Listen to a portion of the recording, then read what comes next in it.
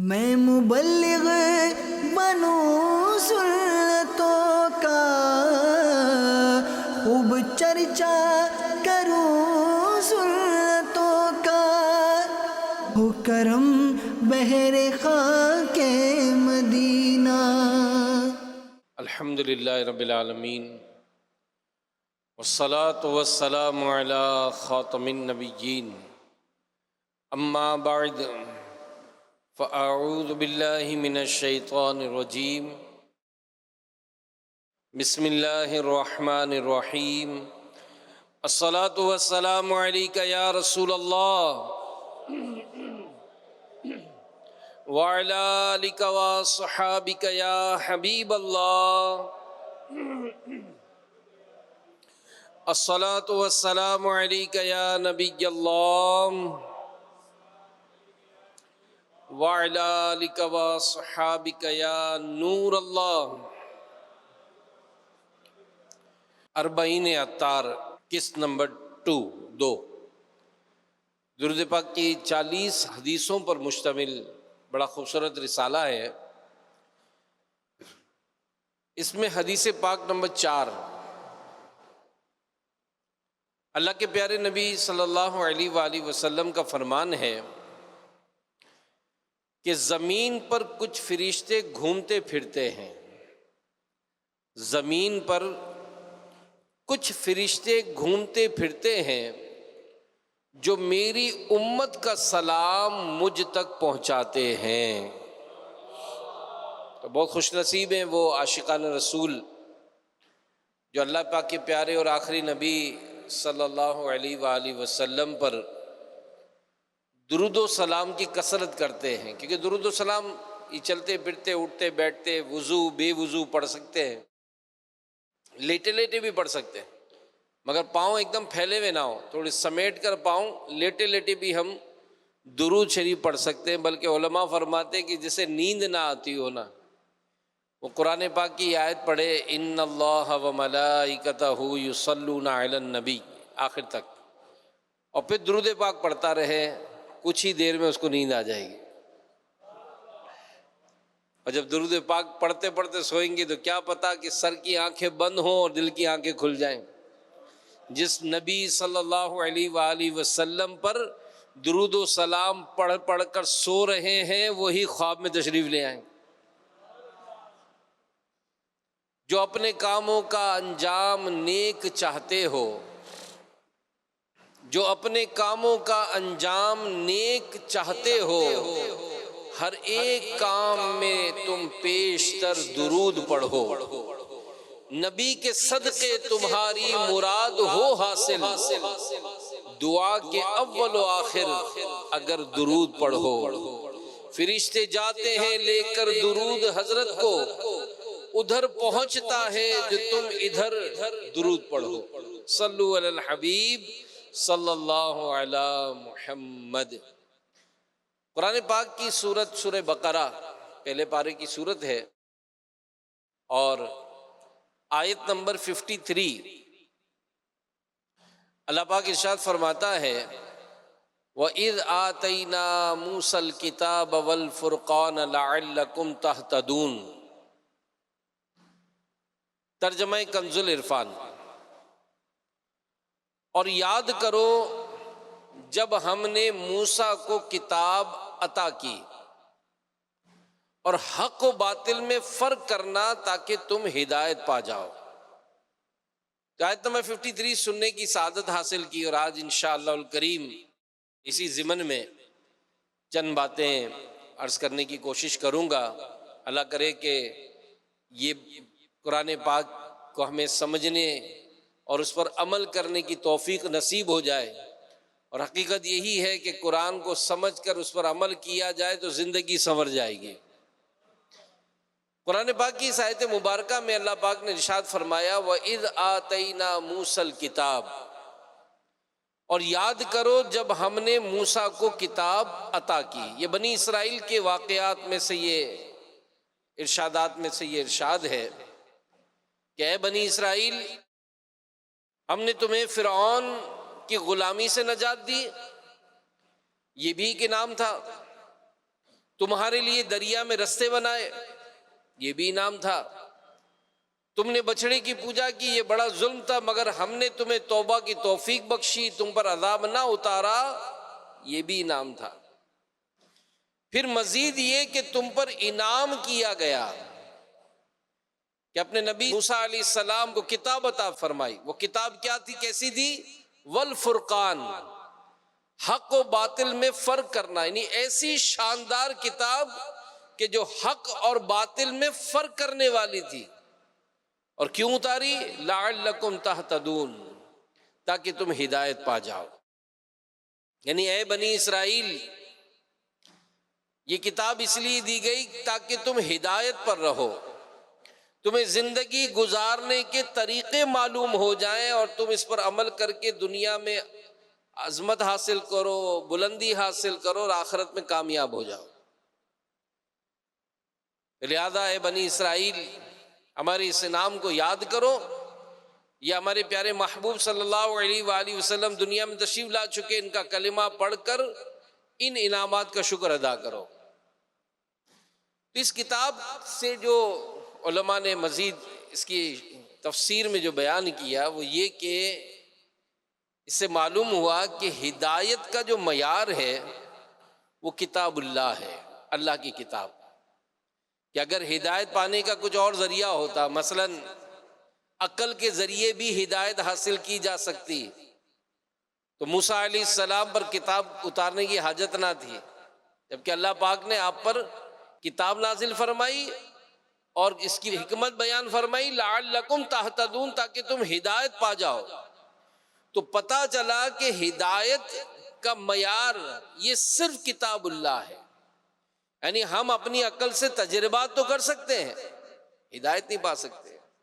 دنیاوی علوم کے ذریعے معلومات تو کی جا سکتی ہے کہ درست راہوں کی ہدایت، مگر آخرت کی کامیابیوں کا ذریعہ صرف اور صرف کتاب اللہ میں ہے، اس کے علاوہ کہیں اور سے ہدایت نہیں مل سکتی۔ تو ہدایت کا معیار یعنی کتاب اللہ سے میری مراد وہی ہے کہ کسی شاعر نے لکھا ہے کہ گزر جا عقل سے آگے کہ یہ نور چراغ راہ منزل نہیں ہے۔ یعنی کتاب اللہ سے میری مراد وہی ہے، یعنی ہدایت کا معیار وحی ہے، اللہ پاک کا دین ہے، حدیث پاک بھی چونکہ وہی ہی ہے، محبوب پاک صلی اللہ علیہ وآلہ وسلم کے ارشادات ہیں، لہذا کتاب اللہ کی طرح وہ بھی ہدایت کا سرچشمہ ہے۔ مقصد یہ کہ ہم اپنی عقل سے ہدایت نہیں پا سکتے، ہدایت سے دین ہی سے ملے گی۔ اور یہ بات ذہن نشین رکھیں، ضروری ہے کہ ہماری جو عقل ہے نا یہ محدود ہے، ہماری عقل صرف اسباب تک ہے، اسباب سے آگے کی جو باتیں ہیں اس کی ہدایت ہمیں دین سے ملتی ہے۔ اس کی مثال علماء نے ایک بڑی پیاری لکھی ہے، مولانا روم رحمۃ اللہ علیہ نے مثنوی شریف میں اس کو لکھا ہے۔ ایک بار ایک فلسفی کہیں سے گزر رہا تھا، اس کے کانوں میں قرآن کی تلاوت کی آواز آئی، کوئی شخص تلاوت کر رہا تھا، سورہ ملک شریف پڑھ رہا تھا، 29ویں پارے کی پہلی سورت ہے۔ جب اس نے سورہ ملک شریف کی آخری آیت پڑھی، اور آخری آیت کیا ہے؟ اللہ پاک فرماتا ہے قُلْ أَرَأَيْتُمْ إِنْ أَصْبَحَ مَاؤُكُمْ غَوْرًا فَمَنْ يَأْتِيكُمْ بِمَاءٍ مَّعِينٍ۔ ترجمہ جس کا یہ ہے، تم فرماؤ بھلا دیکھو تو اگر صبح کو تمہارا پانی زمین میں دھنس جائے تو وہ کون ہے جو تمہیں نگاہوں کے سامنے بہتا ہوا پانی لا دے۔ تو اس سورت کے آخر میں مستحب پڑھا جاتا ہے اللہ رب العالمین، کہ ہمارا رب ہے جو پانی کو ہمیں عطا فرماتا ہے۔ تو یہ آیت مبارکہ جب اس فلسفی نے سنی تو غرور و تکبر سے بولا کہ لو یہ کون سی مشکل بات ہے، اگر اللہ پانی کو زمین میں دھسا دے تو ہم سائنس کے بل بوتے پر آلات سے پانی کو پھر نکال لیں گے۔ اس فلسفی نے بات کی، اپنے رستے پر چلا گیا۔ رات کو جب سویا تو خواب میں دیکھا کہ ایک طاقتور شخص آیا اور اس نے فلسفی کے منہ پر زوردار تماچا مارا، جس کے اس کی دونوں آنکھیں نکل پڑی، ساتھ ہی آنکھوں کا جو نور کا ایک ایک قطرہ پانی تھا وہ زمین پر گر کر خشک ہو گیا۔ اب خواب میں آنے والے اس شخص نے خواب میں ہی کہا کہ اے بدنصیب، اگر تو کدال اور پھاوڑے اور دیگر سائنسی آلات کے ذریعے اللہ پاک کی مدد کے بغیر زمین سے پانی نکال سکتا ہے تو اپنی آنکھوں کے دو قطروں کو بھی ذرا زمین سے نکال کر دکھا۔ صبح کو جب فلسفی کی آنکھ کھلی تو آنکھیں پھوٹی ہوئی تھی، کچھ دکھائی نہیں دے رہا تھا، غرور و تکبر کا سارا نشہ بھی اتر چکا تھا۔ تو پتہ چلا کہ ہماری عقل جو ہے محدود ہے، یہ اسباب جو اب یہ نا ان کی بھی ایک لمٹ ہے، ایک لمٹ تک آ کر وہ بھی ہتھیار ڈال دیتے ہیں۔ جیسے بڑے بڑے ترقی یافتہ ممالک جو کہے جاتے ہیں کلائمیٹ پہ جناب یوں اثر ہو گیا تو فلاں پر یوں ہو گیا، لیکن ذرا سا کوئی طوفان آتا ہے سارا سسٹم آگے پیچھے ہو جاتا ہے، ساری کی ساری جو حفاظتی تدابیر ہیں وہ سب کے سب دھری کی دھری رہ جاتی ہیں، آنن فانن سب الٹ پلٹ ہو جاتا ہے۔ تو ہم صرف اپنی عقل تک، اس کی محدود سوچ تک ہی سوچ سکتے ہیں، اور جہاں تک ہماری عقل پہنچتی ہے وہاں تک ہی سوچتے ہیں، مگر اللہ پاک کی قدرت یہ ہماری عقل سے آگے ہے۔ اس لیے درست راہ یہ ہے کہ بندہ آدمی اپنی عقل سے نہیں بلکہ اللہ پاک کی کتاب کے ذریعے ہدایت حاصل کرے۔ اور قرآن میں اس کی اگر مثال دی جائے تو کئی واقعات ہیں۔ مثلا حضرت نوح علیہ السلام اللہ کے نبی ہیں، آپ نے 950 سال اپنی قوم کو تبلیغ فرمائی، نیکی کی دعوت دیتے رہے، مگر قوم کا کیا جواب تھا؟ اس کا تفصیلی واقعہ قرآن میں موجود ہے۔ پارہ 27 سورہ قمر آیت نمبر 9 میں مجنون وازدجر، ترجمہ علماء نے لکھا یہ پاگل ہے اور نوح کو جھڑکا گیا، یعنی یہ بدبخت دین کو پاگل پن اور اپنی عقل کو معراج ہدایت، یعنی معراج کا اعلیٰ درجہ، ہدایت کا اعلیٰ درجہ کہتے تھے، لیکن 900 سال کی تبلیغ میں صرف 80 افراد نے ایمان قبول کیا، وہ ایمان لائے۔ اور یہ جو غیر مسلم بے دین انہیں کم فہم سمجھتے تھے، نتیجہ کیا نکلا؟ سخت طوفان آیا۔ یعنی واقعات آپ پڑھیں اس کے کہ نوح علیہ السلام نے اللہ کے حکم سے جب کشتی بنائی اور جنگل میں بنا رہے تھے، سمندر کے قریب نہیں بنا رہے تھے، جنگل میں بنا رہے تھے، تو جو قوم تھی وہ آپ کا مذاق اڑاتی تھی کہ نوح تم کو کیا ہو گیا، تم کارپینٹر بن گئے، لیکن اللہ کا حکم تھا۔ آپ نے جب اپنی قوم کے ایمان والوں کو بلایا اور آپ نے کشتی میں سوار کیا، طوفان آ چکا تھا، آخر کار کیا ہوا کہ جب طوفان آیا پانی زمین سے نکلا، آسمان نے پانی برسایا، ساری زمین ڈوب گئی، بچے کون؟ صرف وہ 80 افراد جو حضرت نوح علیہ السلام پر ایمان لا چکے تھے۔ یعنی غیر مسلم جنہیں بے عقل کہتے تھے، حقیقت میں وہی عقل مند تھے، انہوں نے دین قبول کر کے اپنے آپ کو اس تباہی سے بچا لیا، اور وہ غیر مسلم جو بے عقل تھے وہ سیلاب میں ڈوب کر تباہ و برباد ہو گئے۔ حضرت ہود علیہ السلام، ان کا واقعہ قرآن میں لکھا ہے، آپ نے لوگوں کو دین کی دعوت دی، سامنے ان عقل پرستوں نے کیا کہا؟ وہ بولے انا لنراک فی صفاحۃ، بے شک ہم تمہیں بے وقوف سمجھتے ہیں۔ نتیجہ کیا نکلا؟ اللہ پاک نے ان پر آندھی بھیجی، جتنے عقل پرست تھے سب کے سب اس آندھی میں تباہ ہو گئے، فنا ہو گئے، باقی کون بچا؟ حضرت ہود علیہ السلام اور ان پر ایمان لانے والے حضرات۔ تو پتہ چلا کہ ہماری عقل جو ہے یہ محدود ہے، ہم سب کچھ اپنی عقل سے نہیں سیکھ سکتے، ہر بات کو اپنی عقل سے حل نہیں کر سکتے، ہم دین کے محتاج ہیں، کتاب اللہ کے محتاج ہیں، ہمیں ہدایت ملنی ہے تو صرف اور صرف اللہ پاک کی کتاب سے ملنی ہے۔ مگر سچی بات یہ ہے کہ دنیا بھی سنورتی ہے تو دین کی برکت سے سنورتی ہے، آخرت میں کامیابی بھی ملے گی تو انشاءاللہ دین پر عمل کی برکت سے ہی ملے گی۔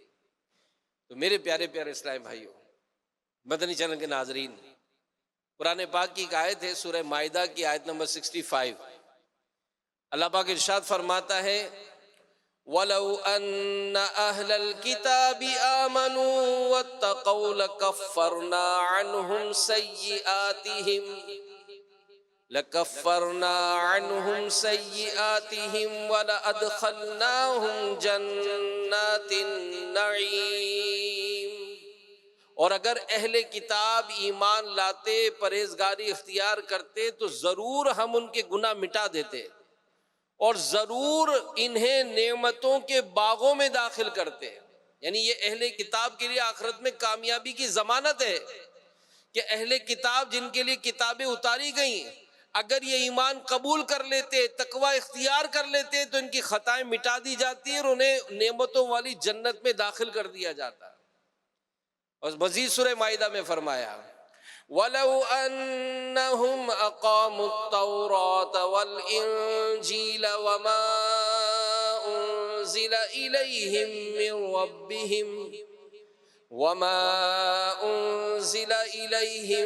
مِنْ رَبِّهِمْ لَأَكَلُوا مِنْ فَوْقِهِمْ وَمِنْ تَحْتِ أَرْجُلِهِمْ۔ ترجمہ کنز العرفان۔ اور اگر وہ تورات اور انجیل اور جو کچھ ان کی طرف ان کے رب کی جانب سے نازل کیا گیا اسے قائم کر لیتے تو انہیں ان کے اوپر سے ان کے قدموں کے نیچے سے رزق ملتا۔ یعنی جنہیں توریت عطا کی گئی، جنہیں انجیل عطا کی گئی، اگر وہ توریت اور انجیل پر ویسا ہی عمل کرتے جیسا انہیں حکم دیا ہوتا تو کیا ہوتا؟ آسمان ان پر برکت برساتا، زمین برکت اگاتی اور ان کے لیے آسمان و زمین سے رزق کے دروازے کھول دیے جاتے، وہ دنیا میں کامیاب ہو جاتے۔ مگر انہوں نے یوں نہیں کیا، اللہ پاک کی دی ہوئی کتاب پر پوری طرح عمل پیرا نہیں ہوئے۔ کیا ہوا؟ ذلت ان کا مقدر بنی، انہوں نے دنیا میں بھی رسوائی کا سامنا کیا اور آخرت میں بھی ناکام رہے۔ تو یہ اصولی بات ہے۔ آپ ہسٹری پڑھیں، آپ ہسٹری پڑھیں، جب جب مسلمانوں نے اس قرآن کی تعلیمات پر عمل کیا ہمیشہ سرخرو رہے۔ حضرت جبیر بن نفیر رحمت اللہ علیہ یہ لکھتے ہیں کہ جب مسلمانوں نے قبرص کو فتح کیا تو میں نے دیکھا کہ صحابی رسول حضرت ابو درداء رضی اللہ عنہ یہ بھی اس جنگ میں موجود تھے، وہ تنہائی میں بیٹھے رو رہے تھے۔ میں ان کے سامنے حاضر ہوا اور کہا کہ حضور آج تو اللہ پاک نے مسلمانوں کو غلبہ دیا، مسلمانوں کو فتح ملی، آج خوشی کا دن ہے، آپ آنسو بہا رہے ہیں۔ حضرت ابو درداء رضی اللہ عنہ نے فرمایا کہ اے جبیر غور تو کرو کہ جو اللہ پاک کی نافرمانی کرتا ہے وہ اللہ کے حضور کتنا بے وقت ہو جاتا ہے۔ قبرص کے رہنے والے یہ غلبے اور عزت والے تھے، انہوں نے اللہ کے احکام کو چھوڑا اور اپنے رب کی نافرمانی کی تو ان کا یہ حال ہوا کہ انہیں شکست ہو گئی، ذلیل و رسوا ہو گئے۔ تو پتہ چلا کہ جب اللہ پاک کی کتاب پر عمل چھوڑا جاتا ہے تو ذلت و رسوائی آتی ہے۔ دیکھیے قبرص والے عزت والے تھے، غلبے والے تھے، جب انہوں نے اللہ کے احکام پر عمل چھوڑا تو ذلیل و رسوا ہو گئے۔ غور کریں میرے پیارے اسلامی بھائی کہ ہم سے پہلوں کو توریت دی گئی، انہوں نے جب تک عمل کیا عزت دار غلبے والے رہے، جب عمل چھوڑا تو ذلیل و رسوا ہو گئے۔ ہسٹری پڑھیں، انجیل والوں کو انجیل عطا کی گئی، جب تک عمل کرتے رہے کامیاب ہوتے رہے، عمل چھوڑا تو کئی مشکلات میں پھنس گئے۔ اب ہماری باری ہے، ہمیں بھی قرآن عطا ہوا ہے، ہمیں بھی افضل کتاب قرآن کریم عطا ہوا، اور اللہ پاک نے قرآن پاک میں فرمایا گیا کہ اے مسلمانوں تمہیں قرآن عطا کیا گیا، کیوں؟ تاکہ تم یہ نہ کہو، سورہ انعام میں فرمایا لو انا انزل علینا الکتاب لکنا اہدی منہم، اگر ہم پر کتاب اترتی تو ہم ان سے زیادہ ہدایت یافتہ ہوتے۔ یعنی یہ مسلمانوں یہ نہ کہنا کہ انجیل والوں کو انجیل دی گئی وہ تب بھی دنیا اور آخرت کی کامیابی نہ سمیٹ سکے، ہمیں کتاب دی جاتی ہے ہم اس پر عمل کرتے، دنیا میں کامیاب رہتے، آخرت میں کامیابی حاصل کرتے، تو لو تمہیں سب سے افضل کتاب قرآن دیا گیا ہے، اس پر عمل کرو تاکہ دنیا اور آخرت میں کامیاب ہو جاؤ۔ تو قرآن کے سوا کامیابی کا کوئی رستہ نہیں ہے۔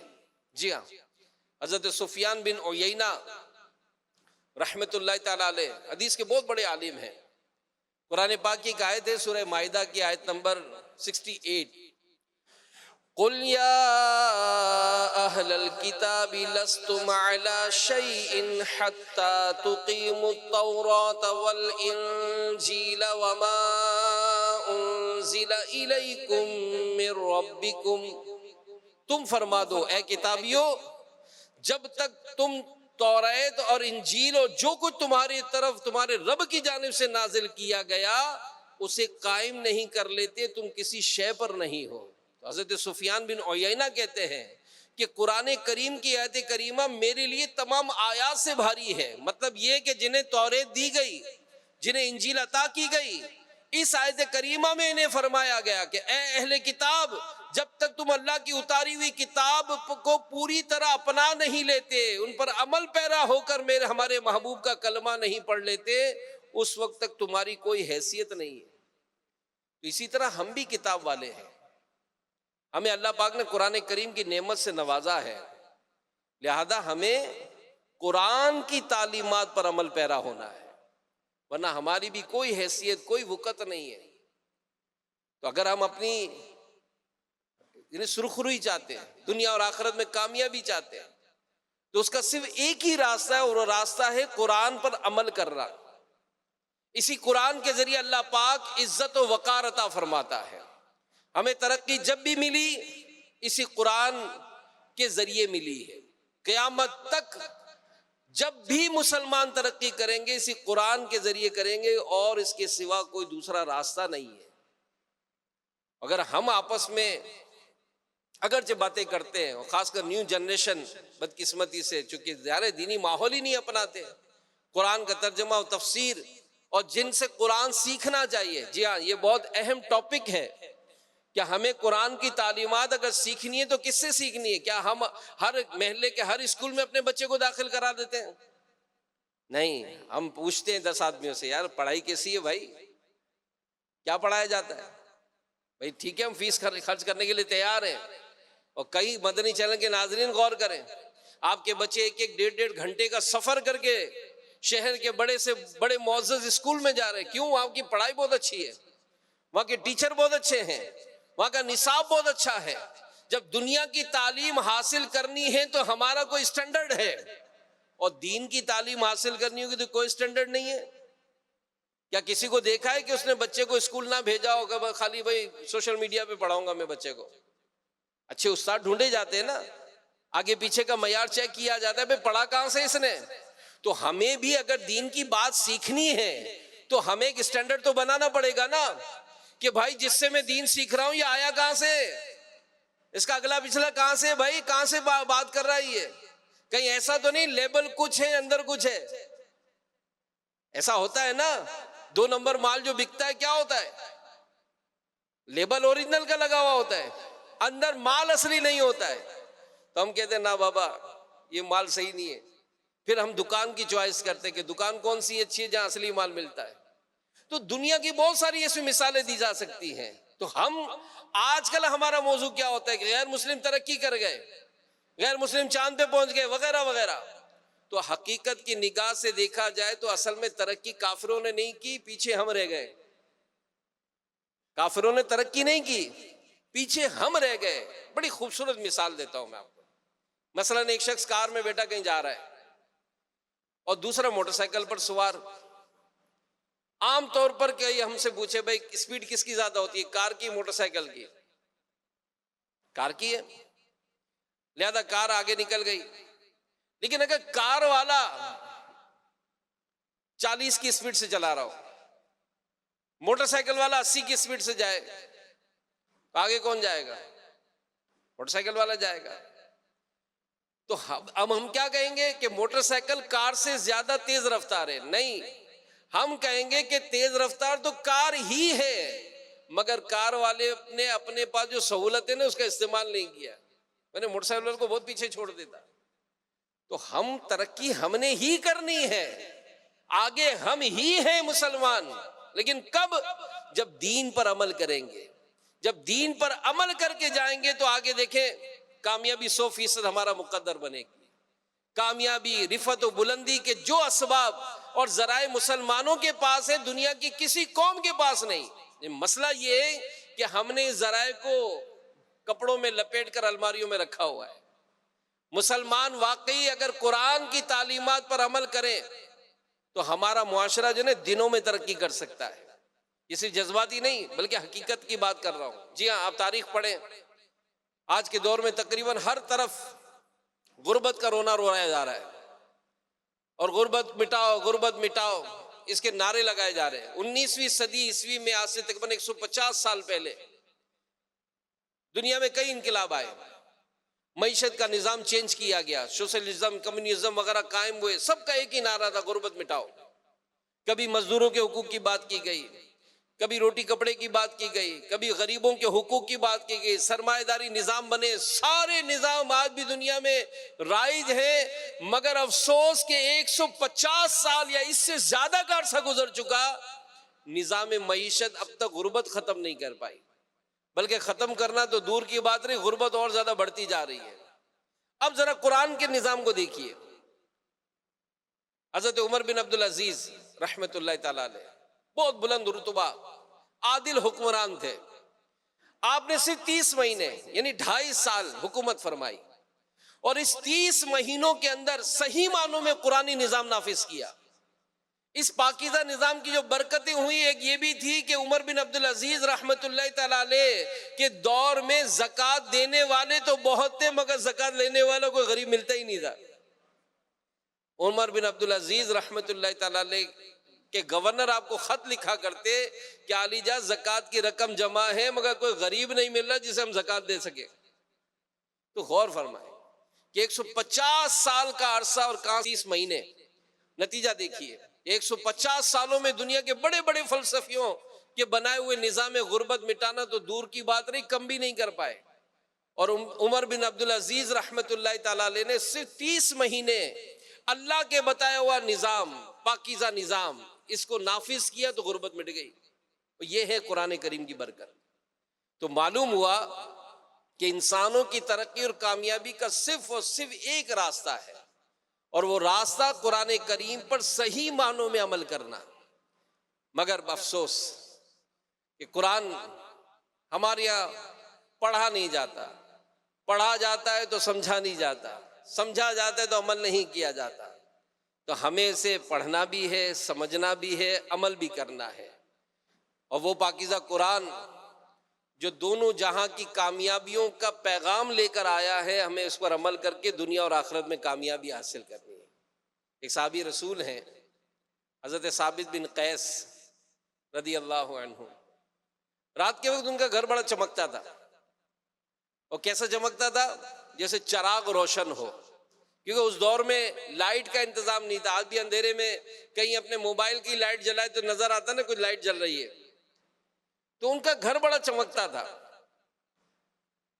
اندھیرا ہوتا تھا اور لوگ دیکھتے تھے کہ ان کے گھر بڑا روشن نظر آتا تھا۔ تو لوگوں نے نبی پاک صلی اللہ علیہ وآلہ وسلم کی خدمت میں اس بات کا تذکرہ کیا، تو آپ صلی اللہ علیہ وآلہ وسلم نے فرمایا کہ ثابت بن قیس ضرور رات کو سورہ بقرہ کی تلاوت کرتے ہوں گے۔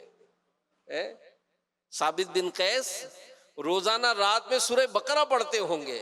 حضرت ثابت بن قیس رضی اللہ عنہ سے اس بارے میں پوچھا گیا تو انہوں نے بتایا کہ ہاں واقعی میں رات کو سورہ بقرہ کی تلاوت کرتا ہوں۔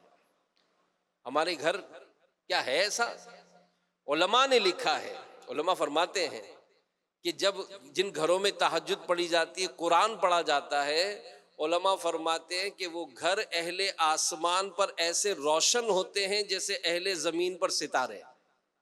ہم رات کے اندھیرے میں دیکھتے ہیں تو ستارے جگہ جگہ چمک رہے ہوتے ہیں، ٹمٹما رہے ہوتے ہیں۔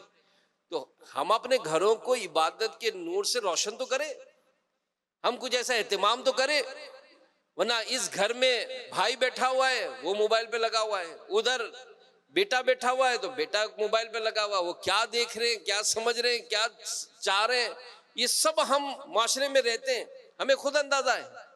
تو اپنے گھروں سے اگر ان اندھیروں کو دور کرنا ہوگا تو قرآن کی روشنی کو لانا ہوگا۔ تو پتہ چلا کہ قرآن جو ہے وہ نور ہے، اسے پڑھنے سے، اس کی تلاوت کرنے سے دل بھی روشن ہو جاتے ہیں، تو اور اللہ پاک چاہے تو ظاہر بھی نور نصیب ہو جاتا ہے۔ تو الحمدللہ قرآن کریم کتاب برکت بھی ہے، کتاب ہدایت بھی ہے، کتاب زندگی بھی ہے۔ اس میں ہمارے لیے سب کچھ موجود ہے۔ بس کمی کس بات کی کہ ہم قرآن پڑھتے نہیں ہیں، قرآن کی تلاوت نہیں کرتے، اللہ پاک نے کیا فرمایا ہے اسے سمجھنے کے لیے وقت نہیں نکالتے۔ اللہ پاک دعوت اسلامی کو سلامت رکھے۔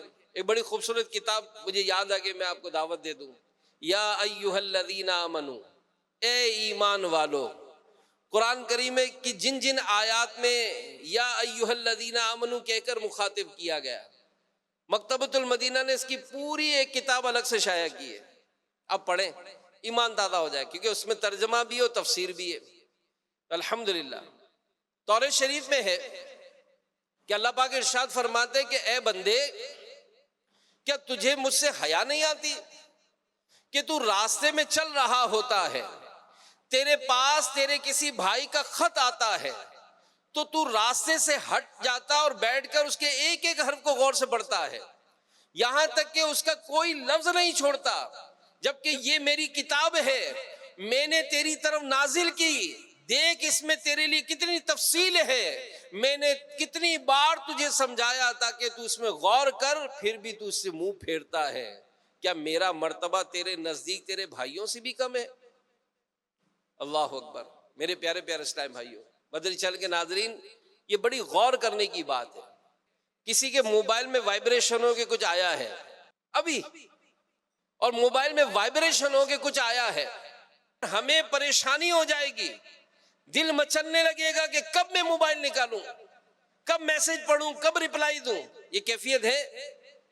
اور بعض اوقات تو عین نماز کے دوران کچھ وائبریشن ہو گئی، دل میں ایک ہلچل سی ہوتی ہے کہ یار کچھ آیا ہے، حالانکہ نماز پڑھ رہے ہیں، اور نہ جانے کس کی کال آ رہی ہے، نہ جانے کس کا میسج آیا ہے۔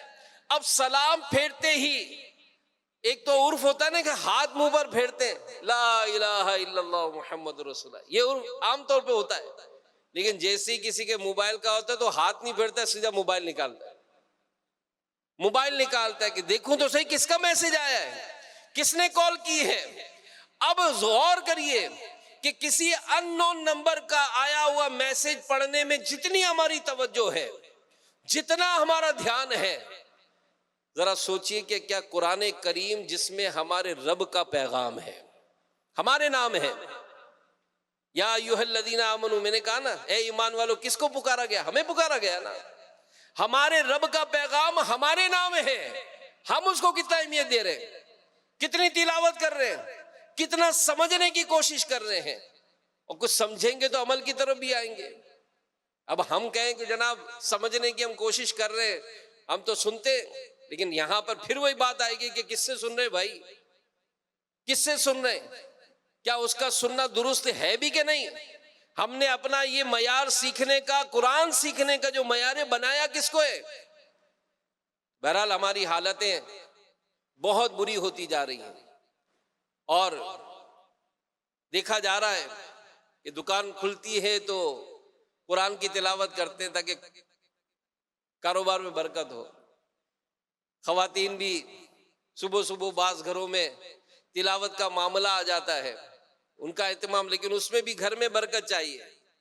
کوئی پرابلم ہو جائے قرآن خوانی کی طرف جاتے ہیں، کوئی پریشانی ہو جائے تو بچوں کو بلا لیتے ہیں، یہ بھی چلو ایک اچھی بات ہے، لیکن ایک بات سمجھانے کے لیے کہ دنیاوی مسائل کے حل کے لیے قرآن کی تلاوت کرایا جائے۔ یقیناً قرآن کریم کو گھر میں رکھنا یہ برکت کا باعث ہے، قرآن کو دیکھنا برکت کا باعث ہے، قرآن کو چھونا برکت کا باعث ہے، قرآن کو پڑھنا برکت کا باعث ہے، قرآن کو سمجھنا برکت کا باعث ہے۔ قرآن مجید الحمدللہ سارا کا سارا برکت ہی برکت ہے، مگر یہ بھی یاد رکھیے کہ قرآن صرف کتاب برکت نہیں، کتاب عمل بھی ہے۔ ہم عمل بھی کی طرف بھی تو جائے نا، کہ اصل برکت اس پر عمل کرنے میں ہے۔ کہ ایک شخص صبح دکان کھولتا ہے اور وہاں برکت کے لیے قرآن کی تلاوت کرتا ہے، مگر اس کا کاروباری سودی ہے، وہ سامان فروخت کر رہا ہے، جھوٹ بول رہا ہے، جھوٹی قسم کھاتا ہے۔ اب قرآن تو فرماتا ہے کہ جھوٹوں پر اللہ کی لعنت ہے، قرآن مجید تو خود سود خور کے ساتھ اعلان جنگ فرما رہا ہے۔ اب ایسا شخص قرآن مجید سے برکت کیسے ملے گی؟ وہ قرآن کی تعلیم پر تو عمل نہیں کر رہا. تو ہم یہ برکت چاہتے ہیں تو اس پر عمل بھی تو کرنا پڑے گا نا. اور معاذ اللہ پھر کہنے والے بے باک وہ کیا کہتے ہیں؟ کیا جب تک جھوٹ نہیں بولیں گے کاروبار نہیں ہوگا، جب تک لین دین سودی نہیں کریں گے ہم آگے ترقی نہیں کر سکتے. اب آپ دیکھ لیں، میں مدنی چینل کے ناظرین کو بھی دعوت دیتا ہوں، یہاں حاضرین کو بھی دیتا ہوں. آپ نے بھی زندگی میں کئی ایسے لوگ دیکھے ہوں گے، بہت عروج پر گئے نیچے آ گئے. ذرا جائزہ لیں ان کے عروج و زوال کی کہانیوں کا جائزہ لیں تو پتہ چلے گا کہ جب تک ان کے آبا و اجداد میں سے ان کے گھر میں جو برکتیں تھیں، جو ریل پیل تھی، وہ سب شریعت پر عمل کرنے کی برکت سے تھی. لیکن جیسے نیو جنریشن کے سامنے آیا، سود کا لین دین ہوا، وہ جدی پشتی مالدار لوگ آج ان کے اولادیں جو ہیں وہ در بدر کی ٹھوکریں کھا رہے ہیں. تو اپنی اولاد کو بھی دین کی تربیت دلانی ہے. اللہ پاک عمل کی توفیق عطا فرمائے. آمین بجاہ خاتم النبیین صلی اللہ علیہ وآلہ وسلم. میں مبلغ بنوں سنتوں کا، خوب چرچا کروں سنتوں کا، ہو کرم بہر خاک